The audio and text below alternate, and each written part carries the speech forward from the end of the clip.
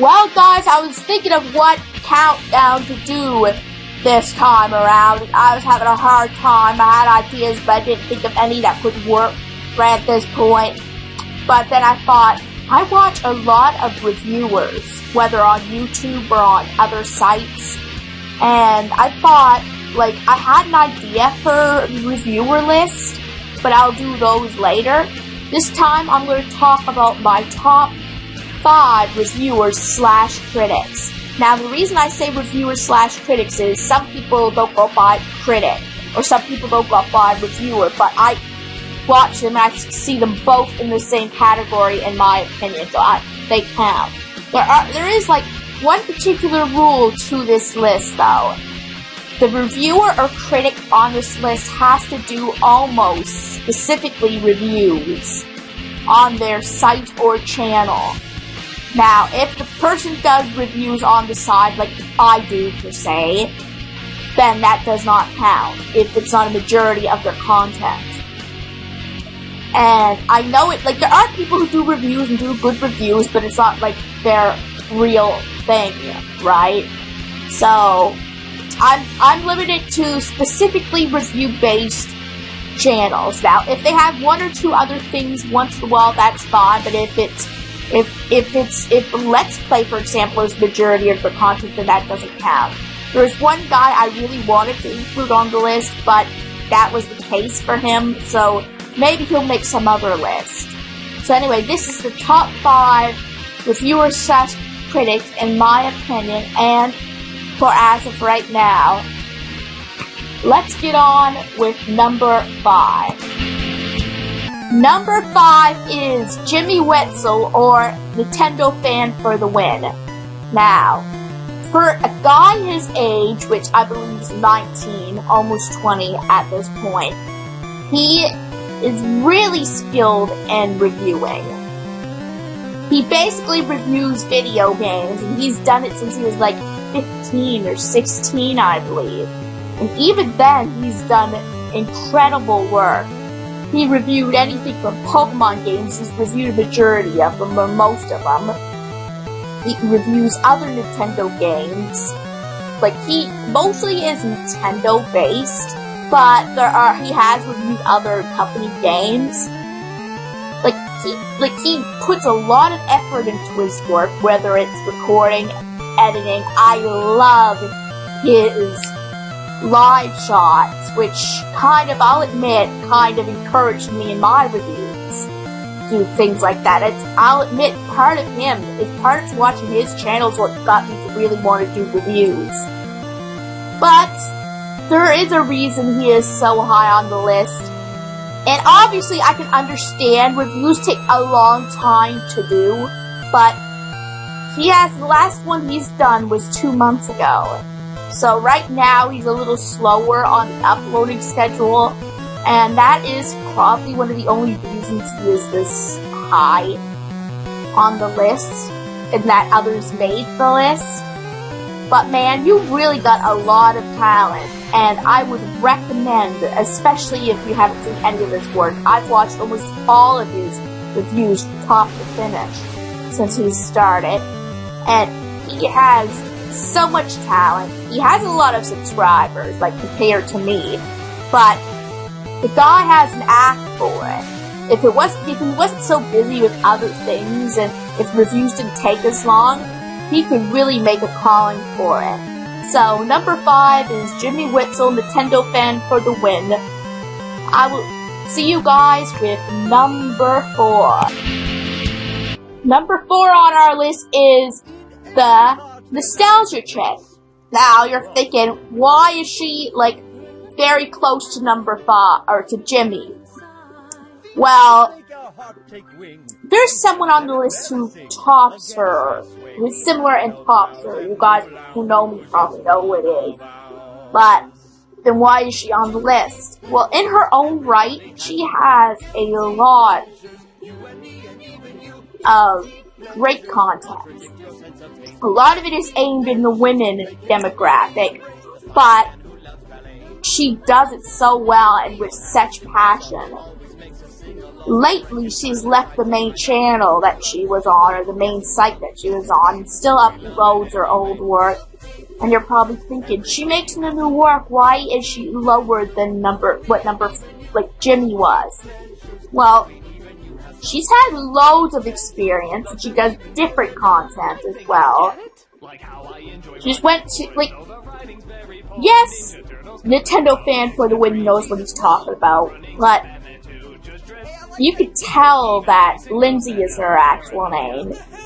Lindsay, I think Ellis, I don't know, but she has gone to film school and she knows what she's critiquing, and she genuinely also makes things very interesting. I've caught myself watching it a lot lately. At first I never watched her so much, I'll confess, but obviously that's me, and I never gave it a chance, but now that I have, she's one of my favorite critics of all time, next to a few more that are on this list. I mean, trust me, she shows her experience, and she caters to females. Yes, I know I'm more of a tomboy, which that shouldn't really cater to me that way, but that's the thing, I'm a tomboy, and when she reviews girly, chicky flicks, I seem to enjoy the reviews. And I'm, again, a tomboy. So it shows how good she is at what she does, and I hope someday she actually comes back to her, make new reviews, whether it's just once in a while on her channel or whatever, because she has a lot of talent, and I know that life goes on and such, but it would be great to see her back to what she was. Well, now, that was number 4, on to number 3. Number 3 on this list is PeanutButterGamer. Now, yes, I know, again, Nostalgia Critic probably should have trumped him as well as Jimmy. Well, I'm a big gamer, so that really ties a lot into it, and obviously, he is more consistent than Jimmy is with his uploads, which makes him a tad above him. So in preference, normally, he would just be slightly above Nostalgia Critic. It shows he has experience too in what he does, but in the gaming industry, he literally, like, not only is he good with reviewing, critiquing games, he's decent at acting. He puts those little live action skits throughout the episodes or the videos, which makes it really engaging. When he talks about a certain game, he knows what he's talking about. Even with new games, he knows how to make it intuitive, right? Teaches you something about the game. Now, that's one thing I respect. I mean, I do like entertainment as well. I mean, that's a big thing with me, but he's not only entertaining, he knows what he's saying. I mean, obviously, I cannot help the name. I mean, I don't really care for that, but that's because of my phobia to nuts. But it doesn't cause real alarm. It's a decent name. Well, somewhat. Don't know where the PeanutButterGamer came from. Gamer, I see. But anyway, like, that's just a little thing in it. He's really clever. Funny. No, well, as I said, clever, knows what he's talking about. He is pretty consistent with his uploads for the most part. There's been dry spells, but he seems to get really consistent every 3 weeks or once a month or so, and that's decent for a review. Like, I said, it just depends. Like, it does take a lot of work, and that's another thing. He puts a lot of effort into it. Like, there's no review that I have not been entertained by that I've watched of his. Well, that was PeanutButterGamer, number 3. Now on to number 2. Number 2 on this list is the Cinema Snob. Well, I don't know how many of you guys saw this coming or not, because this is kind of a different one for me. Like, the thing is, I'm really childish. Everyone knows that. Where the Cinema Snob, he does talk about different movies, but his basic genre is horror and porno films. That's probably what you're thinking.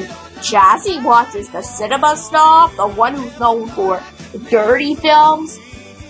Well, yes, I actually enjoy his reviews.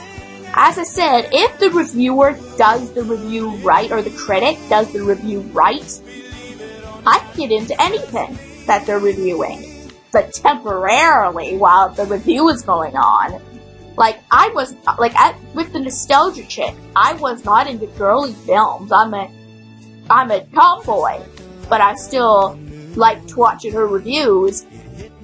He just knows how to make it funny enough that the movie isn't so awkward, per se.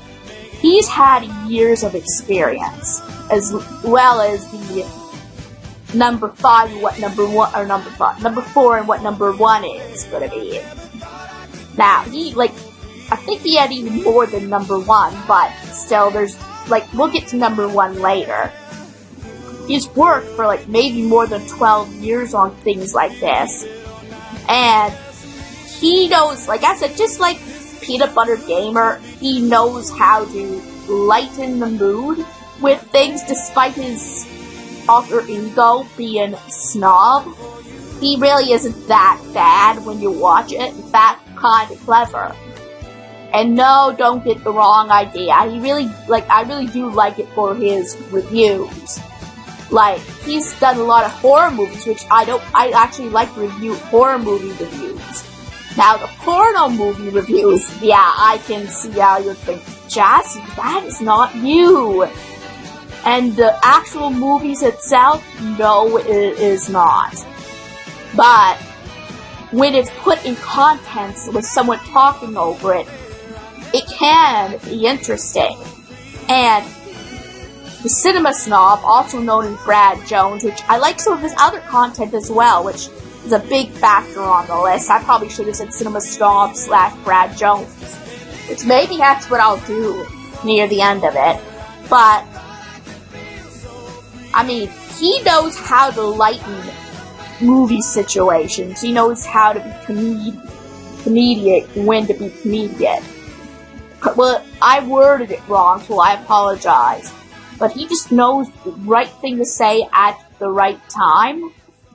And, I've watched a lot of his videos. I've gone back and watched old ones. It's one of those, what is it? Okay, I can't call it a guilty pleasure because it's really good content. But it's one of those things that I just love to watch. I don't talk about it much on my Let's Plays and whatnot. But it's something that, if I'm not in the mood to play games or record games, I'm watching that a lot. Anyway, the Cinema Snob / Brad Jones was number 2 on the list, and now to number 1, which you guys probably will see coming. And number 1 on this list is the Nostalgia Critic. Again, you guys probably saw this coming a mile away, especially with the clue in the number 4 with the Nostalgia Chick about later on the list there's going to be someone who is similar to her, but not. Yes, and you're probably thinking, why don't I include them both together in a way? Because they're kind of the same thing, only the alter ego of one another. Well, yes and no. I mean, yes, that was the joke with Doug Walker and Lindsay, which Doug Walker, obviously the Nostalgia Critic, for anyone who doesn't know, was the fact that she was just the girl version of them. But she, in her own way, branched out with her own personality. And the reason why I like her at all, on the list, she has her own personality. Where obviously the Nostalgia Critic had a lot of years of experience, just like her. But the reason why he caters to me more than she does is that a lot of the content is more my interest related. Not saying all of them are. There are some that I'm like, oh, he's reviewing that, but I still watch it because all the rest of his content is so good. He's funny. He knows how to act. He really knows how to act. The real Doug Walker, and I'm not saying he can't be somewhat. Well, no, really. The real Doug Walker is a really decent vibe. and a really nice guy, and he curses sometimes, right? And he can have his wisecrack moments, but those are mostly, like, in a teasing joke in nature. Where his alter ego, the Nostalgia Critic, is all, if it's not my opinion, then you are wrong, and such, and yeah, that actually comes off as quite charming, and really funny. And, like, no matter what review he did, or I even watch his every 2-week mini, sections, right? Where he doesn't do a review, but he does a topic. And I got to a point where I like watching his videos so much that I actually really look forward to and enjoy them as well. He's engaging with folks. He knows kind of how to keep his audience in. He also knows what he's talking about with the movies and the topics he conveys. So that is a plus. Well, if he did it, then he would be an awful sucky critic. No offense to you guys trying to do it. And I mean, I would, yes, I do reviews of games, but I do not say that I'm good. I mean, I do it because I was inspired to do it, and I enjoy doing them, but I know there's people 10 times better than me, right? But Nostalgia Critic or Doug Walker has the right to, even if he's teasing and saying, I'm just so good as critics, whatever, because he really is good. So, you have to know when to say certain things, right? Like, I'm so good, me, a reviewer. I don't call myself a reviewer. Yes, I may review some games, but I don't consider myself a reviewer or a critic. I consider myself a multi-person. I do Let's Plays a lot, which that's what I'm known for on YouTube mainly. But I also do openings and reviews, and I'm trying to branch out. But I admit that I don't have the experience that some people that do reviews or reviews have. And that's why a lot of us watch these critics or reviewers to learn something about what they do too. And I think Doug Walker just shows the essence of experienced, funny. Yes, there are far more critics out there, and maybe someday, I'm sure Doug will always have a part on this list. But right now, from all the ones that I've watched, he is one of the best that I've seen. Well, guys, that was my list of my top 5 favorite critics / reviewers.